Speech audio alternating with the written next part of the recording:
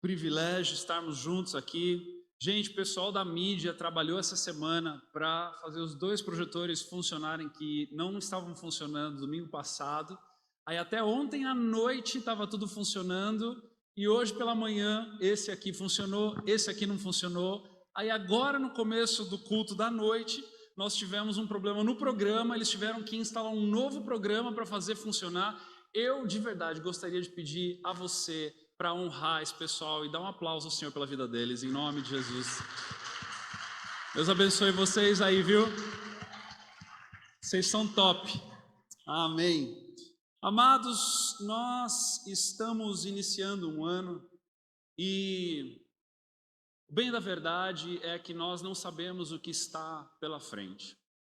Tivemos aí 2 anos de pandemia, tivemos uma mudança na presidência da República, tivemos uma série de situações e a verdade é que nós não temos o controle do que está por vir, não sabemos o que está por vir, mas o Senhor, Ele sabe. E nós que somos filhos de Deus, podemos desfrutar de um privilégio que só Ele é capaz de nos oferecer, a sua presença e a esperança que Ele nos presenteia por meio da eternidade e daquilo que está por vir e que certamente virá, amém? Assim como nós cantamos agora há pouco, Ele virá num piscar de olhar. Ele virá num piscar de olhar, e num piscar de olhar não haverá mais pranto, não haverá mais dor, não haverá mais sofrimento.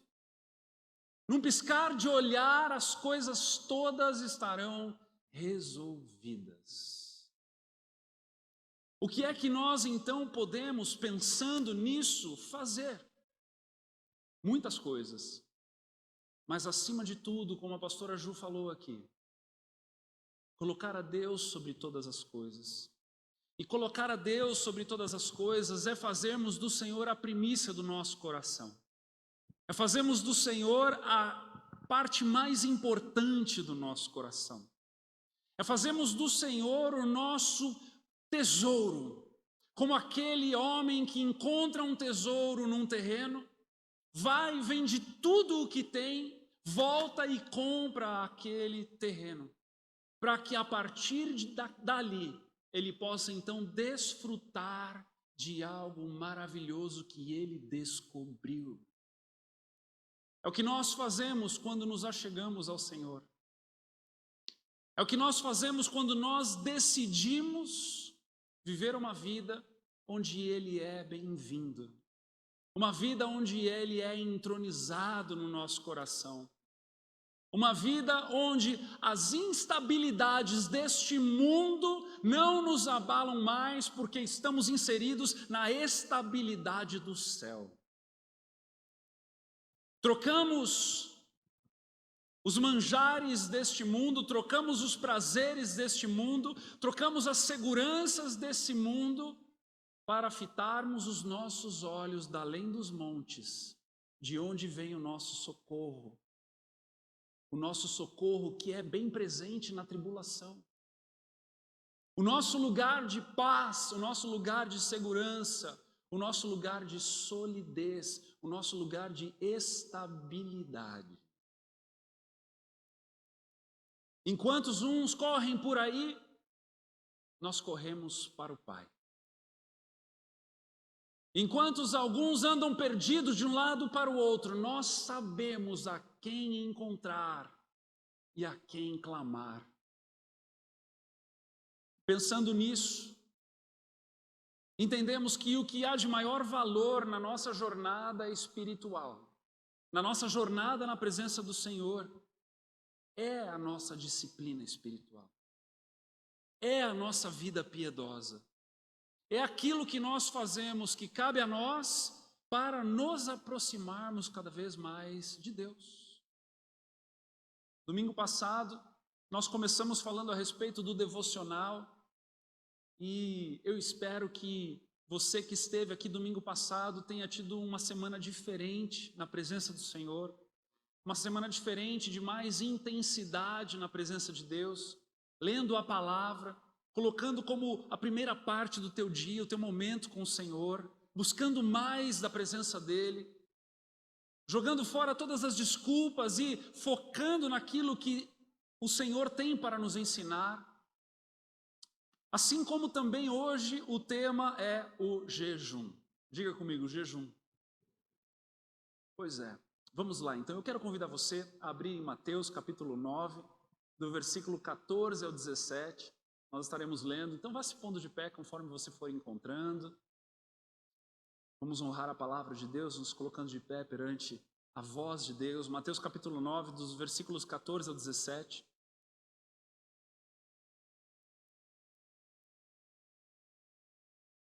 Glória a Deus.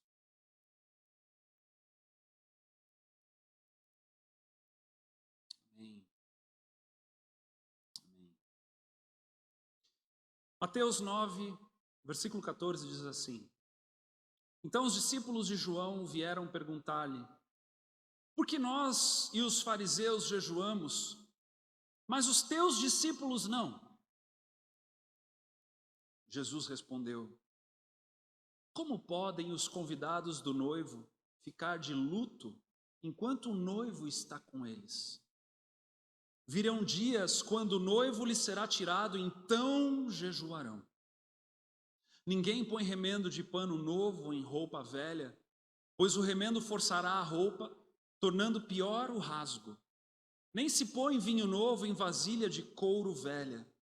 Se o fizer, a vasilha arrebentará, o vinho se derramará e a vasilha se estragará. Ao contrário, põe-se vinho novo em vasilha de couro nova, e ambos se conservam. Feche seus olhos mais um instante. Pai amado, Pai querido, nos colocamos diante da Tua palavra, pelo agir do Teu Espírito. Nos colocamos diante da Tua palavra na expectativa de que o Senhor há de fazer algo em nós no dia de hoje. De que o Senhor há de revelar mais uma parte, Senhor Deus, de quem Tu és, de que o nosso amor por Ti crescerá, de que a nossa vida estará ainda mais devota a Ti, que o nosso coração se inclinará ainda mais a Ti e sairemos daqui ainda menos parecidos com nós mesmos, na nossa carnalidade.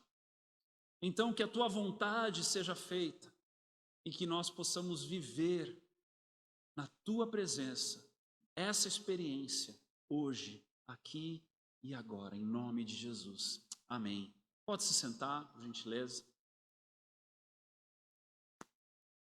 Veja que Jesus estava em um dia vivendo o seu ministério com seus discípulos e de repente ele é abordado pelos discípulos de João. Os mesmos discípulos que antes haviam estimulado aos próprios discípulos de Jesus a perguntar a Jesus como eles deveriam orar, porque eles viram João Batista ensinando aos seus discípulos como orar. Agora esses discípulos de João Batista estavam questionando a Jesus e ainda se colocando ao lado dos fariseus, dizendo: por que nós e os fariseus jejuamos, mas os teus discípulos não? Os discípulos de João Batista estavam vivendo uma grande crise porque João Batista estava preso. Quando ele confronta Herodes, nós sabemos que ele é colocado, ele é encarcerado, e lá na frente ele vai ser decapitado. E os discípulos de João Batista questionando a Jesus, aquele a quem o próprio João Batista havia já apontado como o Messias, como aquele do qual ele não era digno nem de desatar as suas sandálias. Agora ele estava ali sendo confrontado pelos seus discípulos. Por que é que os teus discípulos não jejuam? Se é costume, desde sempre. Até os fariseus jejuam. E Jesus, naquele momento, ele traz um entendimento de que o jejum ele seria primeiramente continuado, porque ele diz que haverão dias quando o noivo lhe será tirado, então jejuarão. Ou seja, a prática do jejum ela vem antes de Cristo e ela continua depois de Cristo, amém? Assim como também o jejum seria continuado, ele também seria parado por um instante, para que ele pudesse então ser ressignificado. E é justamente isso que Jesus vai explicar, usando o modelo da vasilha de couro ou do odre, dependendo da versão que você está aí na mão, e da roupa. De que quando a vasilha ou odre, que é aquela vasilha de couro, ou seja, aquele compartimento de couro costurado para carregar o vinho, quando ele era novo, era colocado num odre novo, e conforme o vinho ia fermentando, aquele couro ia esticando. Depois de um tempo, aquele vinho era usado, e se fosse colocado um vinho novo de novo, aquele couro que já estava esticado, ele arrebentaria e se perderia a vasilha e o vinho. Assim como também uma roupa, não é? Muitas das mulheres que já têm uma idade mais avançada tinham muito costume, hoje já não é mais comum, né, a mulher ela costurar, a não ser mãe de piá pançudo que vai na escola e arrebenta os joelhos da calça nova na primeira semana de escola, não é verdade? Eu tenho eu sei como é que é. Tem que ficar remendando, né, colocando aquelas joelheiras, porque arrebenta tudo. Mas você sabe que quando o tecido está velho demais, e você costura um tecido novo naquele tecido velho, é questão de uma lavagem para aquele tecido que já é velho começar a se esgarçar e perder aquela costura. Mas o que Jesus está falando com esses exemplos é que até então o jejum ele vinha debaixo de um entendimento onde o Messias estava sendo aguardado, onde o Filho de Deus, o ungido de Deus, a promessa viria, e aqueles jejuns então eles estavam sendo praticados de forma ainda rítmica, era de costume entre os fariseus o jejum, como humilhação, e nós já veremos aqui adiante o que a palavra nos aponta, quais os motivos que a palavra nos mostra de como nós jejuamos, mas era na expectativa de que o Messias haveria de vir. Mas Jesus estava ali, o noivo estava ali, uma festa estava sendo estabelecida, porque o noivo estava presente. E Jesus então diz aos discípulos de João Batista: não faz sentido um jejum se o noivo está presente. Mas haverá um tempo em que o noivo será tirado e então jejuarão. Por quê? Porque o significado será outro. Porque agora nós não fazemos jejum na humilhação e no pranto, na expectativa de que o Messias venha e seja revelado, mas agora nós fazemos na expectativa de que o Messias volte e nos leve para com Ele. Você perdeu uma oportunidade, dá um glória a Deus aí, meu irmão pentecostal. Você perdeu essa oportunidade. Porque agora nós estamos na expectativa de que Ele volte e nos leve com Ele. Oh, aleluia! Essa é a nossa expectativa, esse é o nosso anseio. Quando dizemos Maranata, ora vem Senhor Jesus. Essa é a nossa esperança. É onde nós firmamos os nossos pés, os nossos passos, o nosso coração, na expectativa de que Jesus está às portas e será como um piscar de olhos. E é nessa expectativa, nessa ressignificância, que Jesus nesse momento traz um alerta não só para os discípulos de João Batista agora, e nem para os seus discípulos que estavam ali com ele, mas durante todo este período que nós chamamos e que Isaías chamou do ano aceitável do Senhor, que é o ano onde a graça foi revelada por meio de Cristo Jesus, e agora nós, fazendo parte dessa família, estamos às espreitas da volta do Cordeiro. E o jejum, ele é uma disciplina espiritual, da qual eu e você encontramos na palavra de Deus muitos significados e muitos motivos pelo qual jejuar. Devemos entender que assim como Davi, no Salmo 35, no momento de revolta dele para com o povo que havia traído ele. Davi havia servido ao seu povo por muitos anos e agora o seu povo estava correndo atrás dele para pegá-lo. E neste momento ele escreve um salmo que depois vira uma canção de memorial. Salmo capítulo 35, dos versículos 11 ao 13, Davi diz o seguinte: testemunhas maldosas enfrentam-me e questionam-me sobre coisas de que nada sei. Elas me retribuem o bem com o mal e procuram tirar-me a vida. Contudo, quando estavam doentes, usei vestes de lamento, humilhei-me com jejum e recolhi-me em oração. Humilhei-me com jejum e recolhi-me em oração. O jejum, queridos, ele te convoca para a oração. Ele te convoca para estar na presença do Senhor e fazer usufruto disso. O jejum, ele não é um regime, amém? O jejum, ele não é uma forma de emagrecer. O jejum é quando nós trocamos os manjares dos reis deste mundo, trocamos os deleites e os prazeres, o saciar da carne, para estarmos por um período buscando a face de Deus e buscando por meio da oração.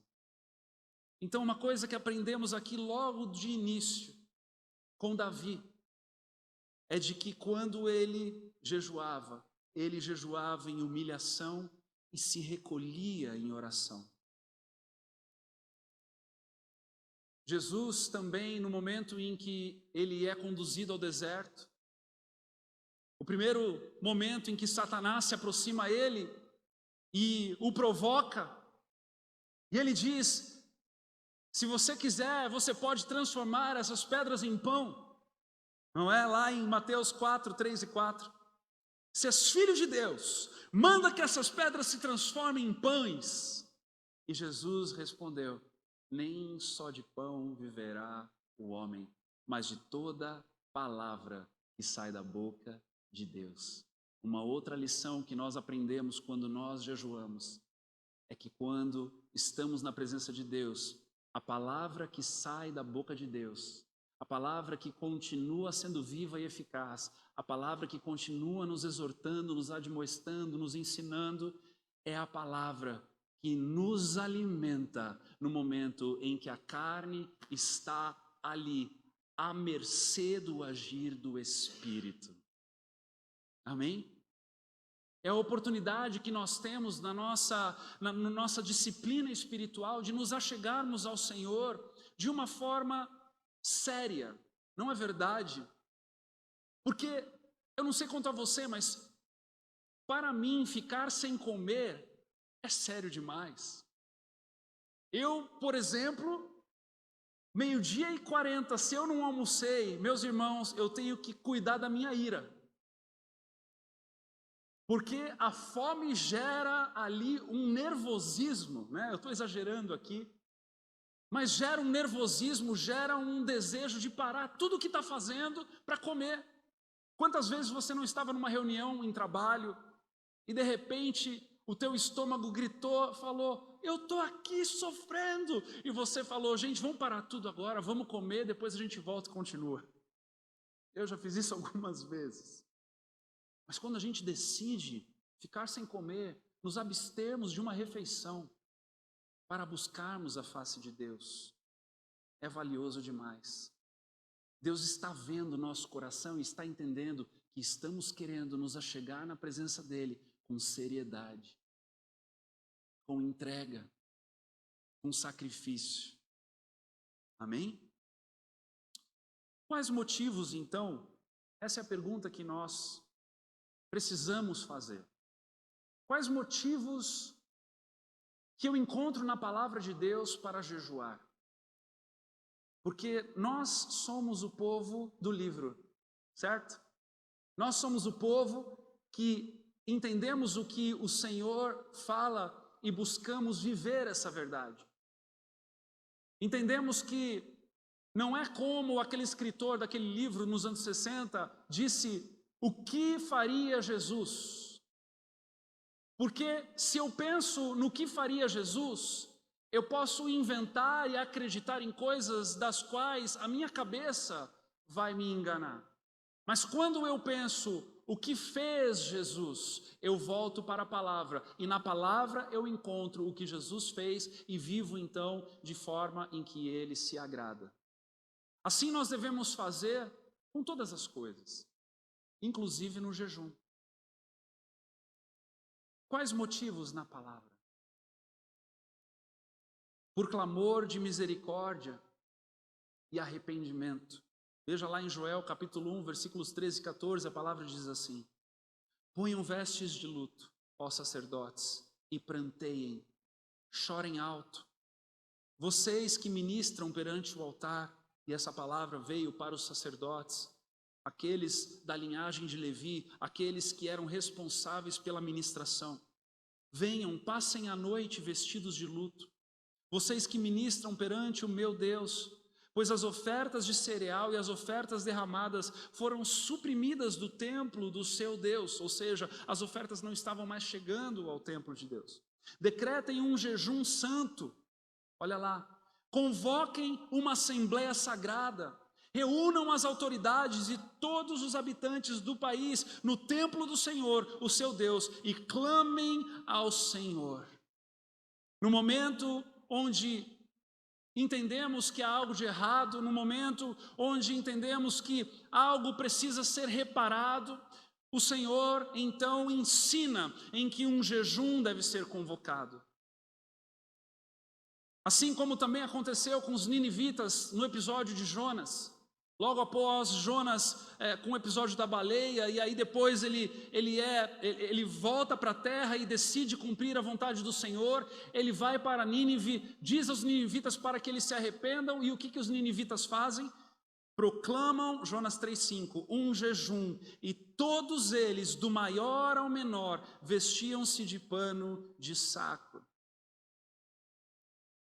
Ou então quando Davi, no momento em que o profeta Natã confronta Davi do pecado que ele havia cometido, do assassinato de Urias, para ficar com a sua esposa Batseba, Batseba engravida de um filho de Davi, aquele filho nasce e Deus, na sua ira, naquele momento, para aplacar a sua ira contra Davi, ele diz que aquela criança então vai morrer por conta do pecado que ele havia cometido, e Davi faz o quê?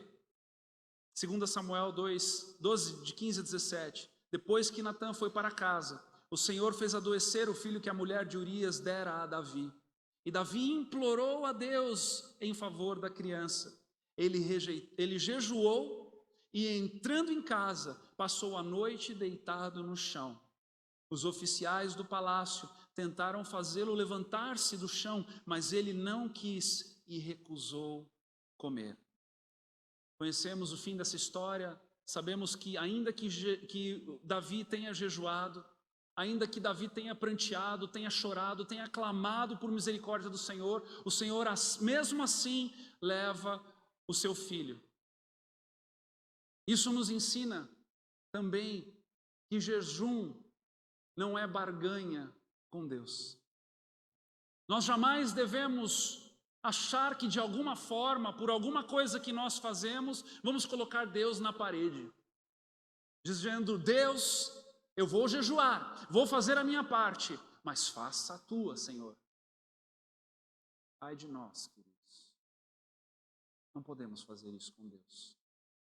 Quem somos nós para barganharmos e negociarmos com Deus?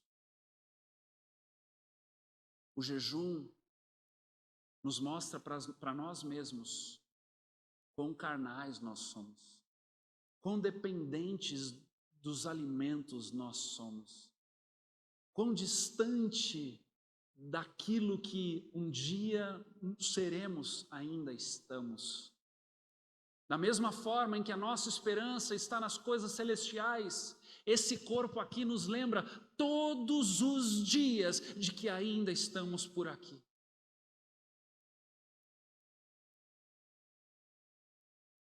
Jejuamos para confessar os nossos pecados.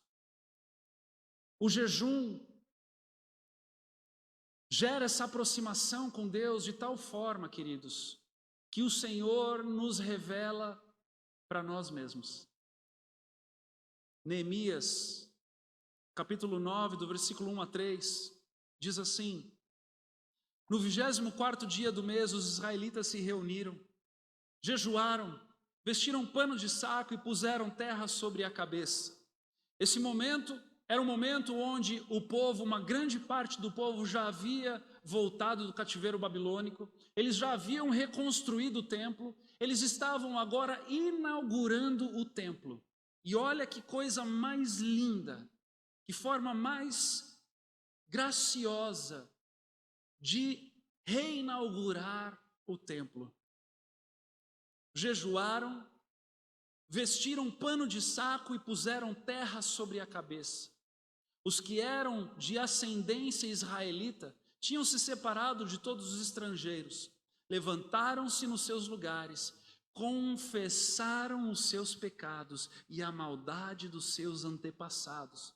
Ficaram onde estavam e leram o livro da lei do Senhor em jejum, do seu Deus, durante 3 horas, e passaram outras 3 horas confessando os seus pecados e adorando o Senhor, o seu Deus. Uma das coisas que a disciplina espiritual faz conosco quando nós nos aproximamos de Deus é de nos dar o privilégio de olharmos para nós mesmos através dos olhos de Deus. E quando nós fazemos isso, por meio de um quebrantamento, por meio de um sacrifício, por conta de um jejum, de aproximação ao Senhor, em humilhação, na leitura da palavra, imagine este povo ouvindo os preceitos de Deus, as ordenanças de Deus, em quebrantamento e humilhação. E depois, logo após ouvir a palavra do Senhor, eles olham para eles mesmos e eles começam a confessar os seus pecados na presença de Deus. Coisa mais preciosa. Meus irmãos, a cruz não só nos salva e nos aponta o caminho do céu, mas ela também fica no centro dos nossos encontros, para que quando olhemos para o sacrifício de Jesus perfeito, possamos olhar para nós e nos lembrarmos de que andar com Deus é o maior de todos os privilégios e que jamais, em hipótese alguma, seríamos nós merecedores desta caminhada de eternidade. E o jejum é um sinal de humilhação, de quebrantamento, de nós nos encontrarmos com Deus da maneira correta. Da maneira correta. O jejum também, ele é uma antecipação para estar mais antenado quanto a profecias que ainda estão por cumprir. Veja que Daniel, no momento em que o rei Dário é colocado como rei, e os anos do cativeiro babilônico estavam acabando de acordo com as profecias que Jeremias havia profetizado, Daniel estava antenado no Senhor, ouvindo ao Senhor, buscando do Senhor os tempos das coisas em que estava se vivendo. E no momento então em que uma autoridade foi trocada, e veja se isso não é valioso demais para o momento em que nós estamos vivendo. No momento em que uma autoridade foi trocada, Daniel então entendeu que ele precisava de uma sensibilidade ainda maior na presença de Deus para discernir os tempos e entender o que estava por vir. Daniel capítulo 9, do versículo 1 a 3 diz assim: Dário, filho de Xerxes, da linhagem dos Medos, foi constituído governante do reino babilônio. No 1º ano do seu reinado, eu, Daniel, compreendi pelas Escrituras, conforme a palavra do Senhor dada ao profeta Jeremias, que a desolação de Jerusalém iria durar 70 anos. Por isso, me voltei para o Senhor Deus com orações e súplicas em jejum, em pano de saco e coberto de cinzas. Por quê? Porque ele queria discernir o tempo em que ele estava vivendo e ele queria do Senhor resposta. Meus irmãos, antes de manchetes de jornal, antes de Waze, antes de GPS, antes de bússola magnética, antes das Três Marias, o homem que segue a Deus busca no Senhor direção. É só o Senhor que é capaz de sussurrar nos ouvidos daqueles que estão atentos para ouvi-lo. Assim como em Apocalipse vamos encontrar aquele que tem ouvidos, ouça o que o Espírito diz para a igreja. Quando nós estamos inclinados em ouvir ao Senhor, quando nós estamos buscando a sua presença, quando nós estamos buscando estarmos nas nossas disciplinas espirituais, não fazendo por religiosidade, não fazendo porque o pastor me convenceu, não fazendo porque a minha mãe e o meu pai fazem e eu tenho que fazer, não fazendo porque o meu discipulador mandou fazer, mas porque no meu coração urge um desejo de estar na presença de Deus. Quando eu faço isso, eu ouço o que o Espírito está falando. E quando eu ouço que o Espírito está falando em conformidade com a palavra de Deus e os sinais se manifestam, eu estou sensível para que a minha vida seja conduzida no reflexo daquilo que o Senhor está falando.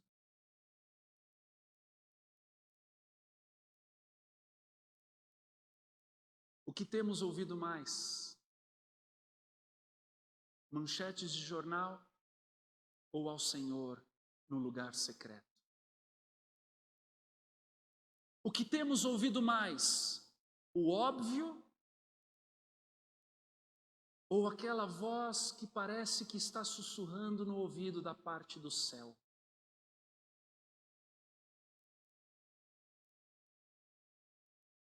O que temos ouvido mais? Os anseios da alma? Ou o espírito fortalecido na presença do Senhor e no debruçar das Escrituras?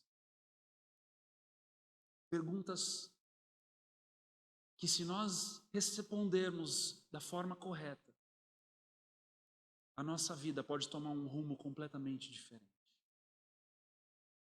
Perguntas que, se nós nos inclinarmos em fazer aquilo que o Senhor nos indica como melhor caminho ou único caminho,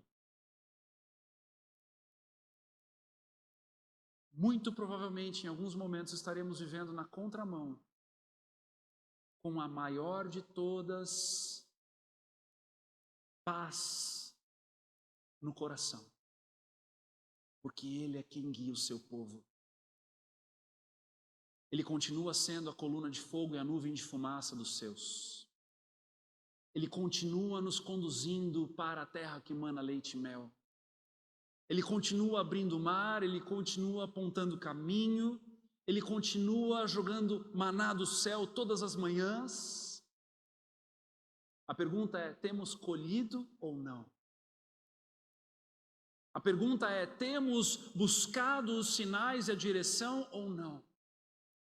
Daniel buscava, e por meio do jejum. Sabe, existem profecias que foram cumpridas parcialmente. Assim como o Eric cantou e mencionou aqui no momento do louvor, o livro de Joel, a profecia do Senhor por meio do profeta Joel. Lá no capítulo 2 de Joel, versículos 28 a 32, diz assim: e depois disso derramarei do meu espírito sobre todos os povos, os seus filhos e as suas filhas profetizarão, os velhos terão sonhos, os jovens terão visões, até sobre os servos e as servas derramarei do meu espírito naqueles dias. Quando nós olhamos para o dia do Pentecostes em Atos capítulo 2, e nós encontramos o discurso de Pedro ali, e Pedro naquele momento, inclusive, ele cita este trecho da profecia de Joel, para explicar àqueles que estavam ali achando que, de certa forma, aquilo era uma grande confusão, para explicar que estava se cumprindo aquilo que o profeta Joel havia profetizado séculos atrás. A questão é que, na mesma medida em que Pedro lembra dessa profecia, e quando nós olhamos para essa profecia, nós olhamos também que existem coisas que ainda não foram cumpridas. Olha lá, no versículo 30 ainda, diz assim: mostrarei maravilhas do céu e na terra, sangue, fogo e nuvens de fumaça. O sol se tornará em trevas e a lua em sangue, antes que venha o grande e temível dia do Senhor. Alguém aqui já viu o sol se tornar trevas e a lua em sangue? Não vimos ainda. O que isso diz para nós? Isso diz para nós que existem coisas que ainda estão por se cumprir, assim como o grande e temível dia do Senhor. Agora, o que vem antes desta profecia da parte do Senhor através de Joel? Se nós voltarmos um pouquinho, lá no capítulo 2 mesmo, dos versículos 12 ao 17, nós encontraremos o seguinte: agora, porém, declara o Senhor, voltem-se para mim de todo o coração, com jejum, lamento e pranto, rasguem o coração e não as vestes. Amém? Você não precisa mais estragar a roupa que você ganhou de Natal. Não são as vestes, não é o rito religioso que Deus quer de você, é você por inteiro. Seria muito mais fácil se fosse só o rito religioso, mas Ele te quer por inteiro. Ele quer você na presença dEle com um coração rasgado, com um coração quebrantado, em humilhação, em temor e tremor na presença dEle, com jejum, lamento e pranto. Voltem-se para o Senhor, o seu Deus, pois Ele é misericordioso e compassivo, muito paciente, cheio de amor. Arrepende-se e não envia a desgraça. Talvez Ele volte atrás, arrependa-se e ao passar deixe uma bênção. Ainda vocês poderão fazer ofertas de cereal e ofertas derramadas para o Senhor, o seu Deus. Toquem a trombeta em Sião, decretem jejum santo, convoquem uma assembleia sagrada, reúnam o povo, consagrem a assembleia, ajuntem os anciãos, reúnam as crianças, mesmo as que mamam no peito, até os recém-casados devem deixar os seus aposentos, que os sacerdotes que ministram perante o Senhor chorem entre o pórtico do templo e o altar orando. Poupa o teu povo, Senhor, não faças da tua herança objeto de zombaria e de chacota entre as nações. Ah, meus irmãos, o que o Senhor quer de nós? O Senhor quer de nós que corramos para a sua presença. O Senhor quer de nós que nos humilhemos na sua presença. O Senhor quer de nós um coração contrito e quebrantado.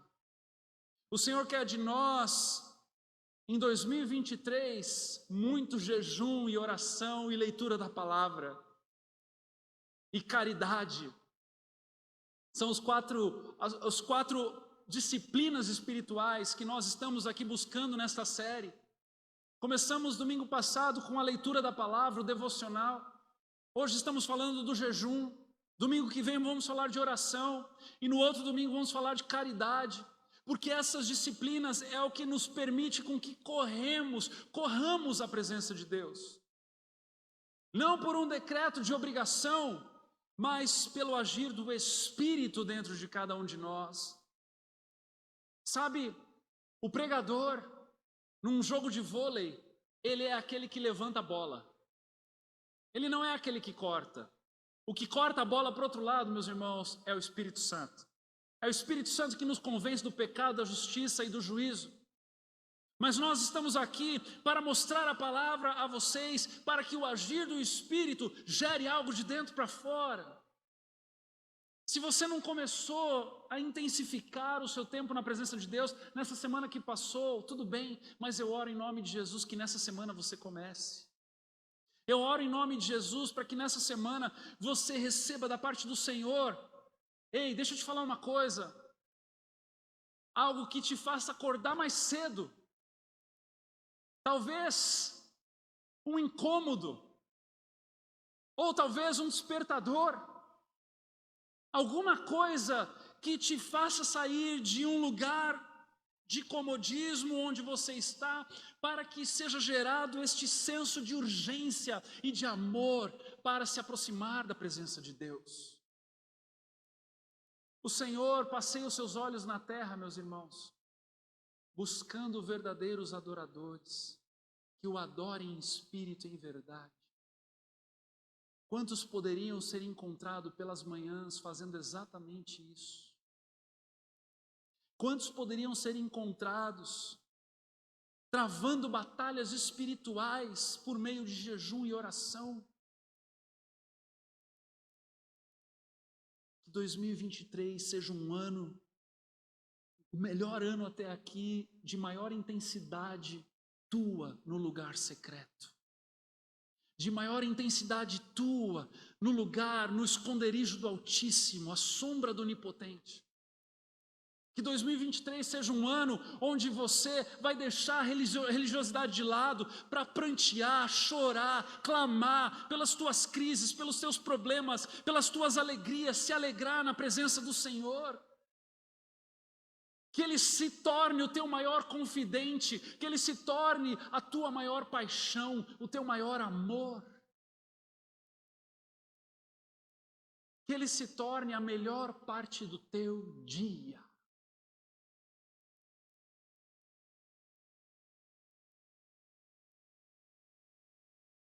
Que o pão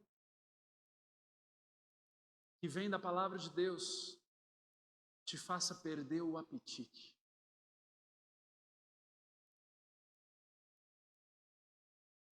Jejuamos para vencer as guerras. 2 Crônicas, capítulo 20. Veja só o que Josafá faz ao descobrir que um grande exército estava vindo em sua direção. Depois disso, os moabitas e os amonitas, com alguns meunitas, entraram em guerra contra Josafá. Então informaram a Josafá: um exército enorme vem contra ti de Edom, do outro lado do Mar Morto. Já está em Azazon Tamar, isto é, em En-Gedi, ou seja, chegando perto, né? Alarmado, Josafá decidiu consultar o Senhor e proclamou um jejum em todo o reino de Judá. Reuniu-se, pois, o povo, vindo de todas as cidades de Judá, para buscar a ajuda do Senhor. Nós podemos e devemos viver as nossas batalhas espirituais em jejum e oração. Podemos e devemos vencer as nossas tentações em jejum e oração. Podemos e devemos lidar com as nossas fraquezas da carne, as nossas tentações em jejum e oração. Lidar com a nossa indiferença para com as coisas de Deus em jejum e oração. Meus irmãos, o Senhor está conclamando uma igreja que ora e jejua. O Senhor está conclamando uma igreja que lê a palavra, que ora e que jejua e que é caridoso. O Senhor está conclamando uma igreja que não viva da boca para fora um cristianismo, mas que se encontra com Ele pelas manhãs, que se encontra com Ele nos momentos de dificuldade, que clama a Ele, que abre mão dos prazeres desse mundo e se envolve na intensidade da presença dEle, para que Ele então se torne a resposta do seu povo. O que nós precisamos em 2023 é muito mais do que os motivos que a nossa alma clama para nós todos os dias. O que nós precisamos para 2023 é que o Espírito do Senhor subjugue a nossa alma. O que nós esperamos e precisamos para 2023 é que a presença do Senhor seja o nosso norte.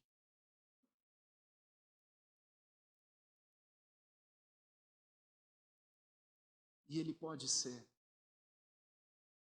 se nós buscarmos Ele de todo o nosso coração. Porque é assim uma promessa de nos encontrarmos, de encontrarmos o Senhor.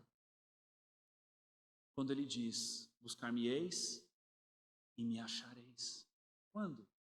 De qualquer jeito? De qualquer forma? Buscandinho? Estou buscandinho, pastor. Não. Quando me buscardes de todo o vosso coração. De todo o vosso coração. De todo o vosso coração. É quando Ele se tornar a única opção para você. É quando Ele se tornar a única fonte de resposta para você.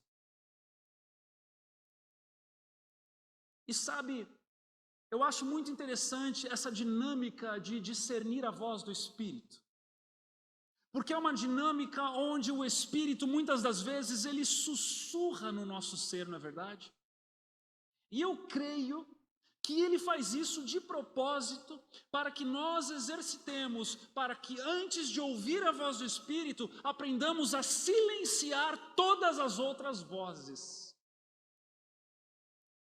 Porque quando nós tentamos ouvir, eu não sei se você já tentou, conversando com alguém em meio a uma multidão, uma pessoa que vem conversar contigo e você quer muito entender ou ouvir o que ela está te falando, e muitas pessoas estão ao teu redor e aquela falácia, e de repente aquela pessoa vai explicar para você algo que você precisa ouvir, só que aquela pessoa ela fala baixinho. Você está tentando entender, mas não está conseguindo ouvir, porque as vozes ao redor são muito mais altas. Eu não sei, eu tenho uma coisa de velho, quando alguém está falando comigo eu preciso entender, eu aprendi no coral, quando eu fazia coral, que quando eu precisava ouvir a minha voz, para ver se eu estava cantando afinado com todo mundo, eu fazia assim, ó. E aí esse formato de concha fazia com que o que saía da minha boca ia entrar no meu ouvido, mesmo no meio daquela voz do coral. A pessoa começa a falar comigo assim desse jeito, eu naturalmente começo a fazer assim, ó. A Ju já olhou para mim e falou, você está parecendo um velhinho fazendo isso. Mas é a única forma. Porque todas as outras vozes precisam ser silenciadas. Todas. Todas. Sabe qual é a voz mais difícil de silenciar? É a sua própria. Da mesma maneira, quando você está conversando com a pessoa, né? Você já engata um pensamento querendo responder ela e você não ouve mais nada do que ela está falando. Você já viveu isso? Me perdoa, mas muito provavelmente eu já tenho vivido isso com você. Você estava me contando um grande problema e você começou a falar e eu imediatamente falei, eu sei que essa pessoa precisa ouvir. E já engatei para responder e não ouvi mais nada dali para frente. Quantas vezes nós fazemos isso com Deus? O Senhor tem uma grande verdade para nos falar, uma linda revelação para nos mostrar. E nós pegamos a primeira parte e saímos dali faceiro, querendo compartilhar com todo mundo. Eu fico imaginando Deus, né? Claro que não é assim, mas eu fico imaginando Deus olhando e falando, poxa, mas essa foi a introdução do que eu ia dizer. Quando nós nos quebrantamos, quando nós nos humilhamos, quando nós temos o Senhor como a única resposta, o Senhor é capaz de então falar e nós escutarmos. O Senhor também nos convoca a jejuarmos para que Ele cuide de nós. No momento em que Esdras estava já com tudo acertado com o rei e estava pronto a sair do ambiente babilônico, né, que depois se tornou persa, ele estava pronto para sair, já havia ganho muitas coisas para reconstruir o templo, para estar ali voltando para Jerusalém.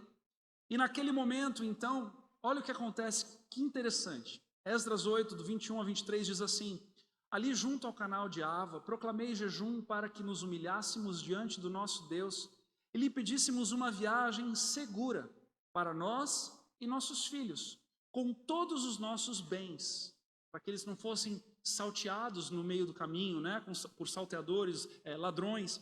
Tive vergonha de pedir soldados e cavaleiros ao rei para nos proteger dos inimigos da estrada, pois lhe tínhamos dito, a mão bondosa do nosso Deus está sobre todos os que o buscam, mas o seu poder e a sua ira são contra todos os que o abandonam. Esdras tinha feito uma grande propaganda de Deus para o rei. E no momento em que ele vai colocar à prova aquela afirmação dele, ele fica com medo de ser roubado.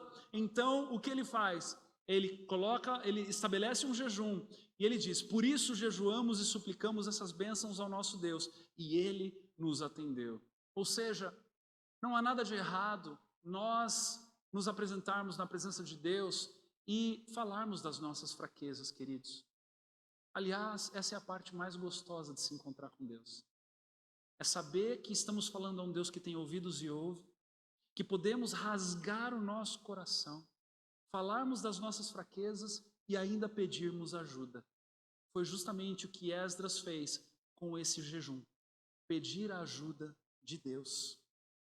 Ou então, naquele momento clássico em que Esther é convocada para o momento do qual ela foi chamada, não é? Quando Mardoqueu vai dar a ela essa incumbência, no momento em que o povo hebreu estava prestes a ser assassinado, Esther é convocada a ir na presença do rei, mesmo que o rei não tenha convidado ela, ali ela correria um grande risco de vida, porque qualquer um que se apresentasse ao rei e o rei não estendesse o seu cetro, seria assassinado. E Esther, então, naquele momento de tensão, onde ela precisa tomar uma decisão, ela vai dizer no capítulo 4, versículos 15 e 16, vá reunir todos os judeus que estão em Suzã e jejuem em meu favor. Não comam nem bebam durante 3 dias e 3 noites. Eu e minhas criadas jejuaremos como vocês. Depois disso, irei ao rei, ainda que seja contra a lei. E por causa do meu jejum, o rei há de estender o cetro. Foi o que ela disse? Não. Ela diz, se eu tiver que morrer, morrerei. Ela ainda assim não barganha com Deus. Ela ainda assim não negocia com o Senhor. Ela faz o que ela poderia fazer, o que estava em suas mãos para fazer. E pranteia, e clama, e pede para que o Senhor, então, use daquela oportunidade para livrar o seu povo. E nós sabemos que o Senhor assim faz. E uma das grandes festividades do povo judeu até hoje, que é a festa de Purim, é para celebrar que o Senhor atendeu ao pedido da rainha Esther, ou melhor, de Hadassah, não é? Então, o Senhor nos permite essas coisas. E no Novo Testamento também nós vemos algo sendo ressignificado de forma muito intensa. Aqui Jesus, no início do seu chamado, no momento em que ele é batizado por João Batista, a palavra vai dizer que Jesus é levado pelo Espírito ao deserto para ser tentado pelo diabo e depois de jejuar 40 dias e 40 noites tem fome.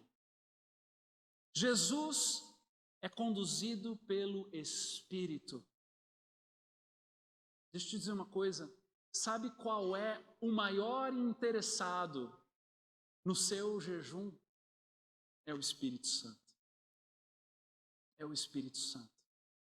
Porque quando nós paramos para ouvir ao Espírito, é quando justamente nós deixamos de lado o valor que a carne pede e conclama para ela mesma.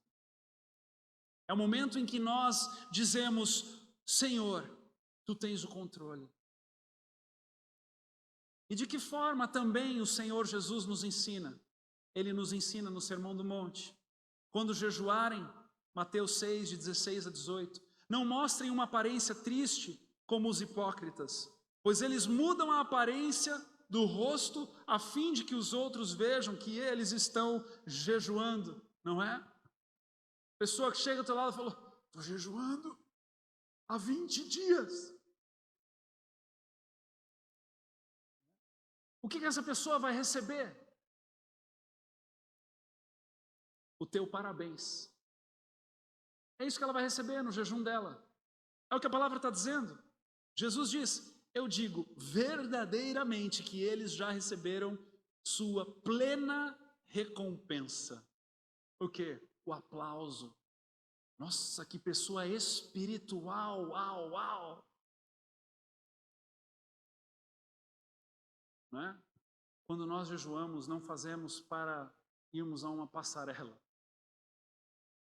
Quando nós jejuamos, nós guardamos isso para nós. Nós fazemos isso no secreto. Por quê? Porque o Senhor vê no secreto. Para que não pareça aos outros que você está jejuando, mas apenas a seu Pai que vê em secreto. E seu Pai que vê em secreto o recompensará. Amém? Ele recompensa. Ele recompensa. Talvez não do jeito que nós queiramos, por isso que jamais deve ser uma barganha. Mas ainda que seja no galardão, Ele recompensa, meu irmão e minha irmã. Ninguém ganha de Deus, pode ter certeza disso. Ele recompensa. Então, que a nossa vida, a nossa jornada, possa ser uma jornada de práticas espirituais. Que o nosso coração se incline em construir, como eu falei domingo passado, uma liturgia, assim como nós temos para tantas coisas, não é verdade, amados? Temos liturgia para escovar os dentes, temos liturgia para almoçarmos, temos liturgia, né? Alguns que têm toque mais do que outros, para abrirmos e fecharmos gavetas, né? Temos liturgia para lidarmos com a papelada na nossa mesa, para tratarmos os nossos filhos, colocarmos os nossos filhos para dormir. Né? O que é a liturgia? De forma bem popular, é o caminho da roça para as coisas. É aquilo que nós fazemos todos os dias. É a forma em que nós escolhemos, a ordem que nós escolhemos, a maneira, o jeito que nós escolhemos. Por que não, então, construirmos uma liturgia para nos encontrarmos com o Senhor todos os dias? Meus irmãos, e o jejum certamente pode fazer parte da tua prática. Nós temos aqui pessoas que talvez nunca jejuaram, nunca se abstiveram de uma refeição. Temos pessoas que jejuam esporadicamente. Temos outras pessoas que jejuam intensamente. E o que o Espírito Santo quer fazer nessa noite, o que já estaremos encerrando, é convocar você para um novo nível de jejum na tua vida. Um novo nível de intensidade na tua vida. Muitos já ouviram falar de uma pastora que teve igreja em São Paulo por muito tempo, hoje ela está em Brasília, chamada Valnice Milhomens. Eu me lembro dela, minha mãe foi pastora junto lá na igreja de São Paulo com ela, foi uma das pastoras dela, né? E eu me lembro das histórias, das intensidades que elas viviam na presença do Senhor. Uma pastora de oração, que defendeu e defende até hoje o jejum com muita intensidade. E no meio dessa semana, enquanto eu estudava a mensagem para trazer para nós aqui, eu fui ler um pouco do livro do pastor Luciano Subirá, que lançou agora há pouco um livro sobre jejum. Muito lindo ver que a própria dedicatória do livro é para a pastora Valnice Milhomens. E eu me lembro que numa dessas histórias que minha mãe chegava em casa com os olhos brilhando, esbugalhados, contando, ela conta uma vez de que a Valnice estava numa intensidade tão grande de buscar a face de Deus, que em uma das madrugadas, quando ela estava orando ao Senhor, ela começou a pegar no sono. E nessa intensidade, nesse desejo de agradar ao Senhor, né? Parte loucura, parte amor, paixão pelo Senhor. Ela conta que ela sobe em cima do vaso sanitário do banheiro e ela dá uma batida no peito dela mesma e diz assim: Carme, agora tente dormir, para ver se você não vai se esborrachar aqui no chão. Numa intensidade de buscar a presença de Deus, num anseio de se jogar aos pés do Senhor e ouvir dele as coisas mais profundas e mais intensas que ele tem para revelar. E o meu desejo para nós nesse ano, queridos, você vai me ouvir dizendo isso muitas vezes e provocando você muitas vezes, e ora também convocando você muitas vezes, para que nós façamos do lugar secreto o melhor lugar do mundo. Para que nós façamos da presença de Deus o melhor momento do dia. Porque é isso que o Senhor anseia de nós. E ouça o que eu tenho para te dizer. É isso que te salvará de todas as coisas que podem vir a acontecer. É a entrega na presença do Senhor. Então, que esse estímulo gere em nós um desejo de mudar os nossos costumes, mudar as nossas tradições, mudar as nossas liturgias, mudar a nossa forma de amanhecer o dia, mudar a nossa forma de priorizar as coisas, mudar a nossa forma de caminhar com Deus. Eu quero convidar você a ficar de pé.